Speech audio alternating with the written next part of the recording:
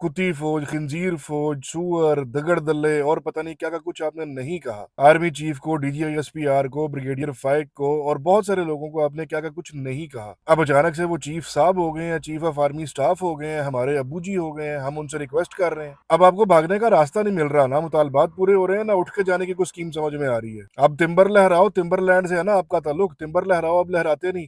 मार मार के इनकी लाशें एलओसी के पार पहुंचाओ, एलओसी के पार से लाशें उठानी पड़े, करते नहीं। अब क्यों फील्ड मार्शल साहब के आसरे पे आप दोबारा बैठ गए कि नहीं जी हम फिर पोस्टपोन कर रहे हैं, हमने उनसे रिक्वेस्ट की है, हम देख रहे हैं जी, हमारे सामने कुरान रख दिया गया है।